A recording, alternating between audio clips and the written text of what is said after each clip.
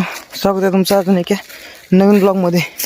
तर मित्रांनो, सध्या आलो होतो इथं मी 2 एकरचा प्लॉट आहे पूर्णपणे 4.5 फुटी सरी आणि एवढा हार्ड रान झाले ना, चिकनीचं रान आहे.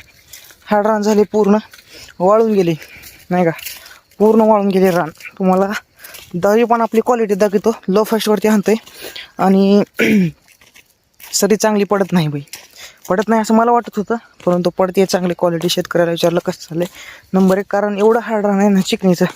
पाणी 1 महिना झालं की देऊन ह्या रानाला. हे बघू शकता, बॅक कॅमेरा करून दाखवतो क्वालिटी. तर आता ऊसावून बघा क्वालिटी वाळून गेलाय ऊस पूर्ण, म्हणजे 10-12 सारे म्हणते त्यांनी. इथून वाटतंय चांगलं रान आहे म्हणून, पण एवढं रान एवढं हार्ड जाणार आहे ना भाई पाणी देण्यासाठी. बस आता 3-4 सारे हाणल्यात मी, एवढं बेकार हार्ड जाते रान. रेझर काढून टाकले मागलं, रेझर मी लावतच नाही शक्यतो. पण ह्यांचं मागे 2 एकर मारलं होतं, त्यावेळीमध्येच रेझर लावायला लावले होते, त्यामुळे मी रेझर आणले इथं. शक्यतो गरज नाही रेझरची, एकदम क्वालिटी पडते सरी विदाऊट रेझर. तर आता रेझरची पण दाखवतो आणि विदाऊट रेझर दाखवतो. तर हे बघा सरीची क्वालिटी काय, हे रेझर लावून आणलेली सरी. मुळं बघू शकता कशी तिथं ट्रॅक्टर थांबलं आहे आपलं इथं. ही विदाऊट रेझरची सरी. बघा ही क्वालिटी बघा ह्याची पण, बघा ह्याची पण क्वालिटी बघा.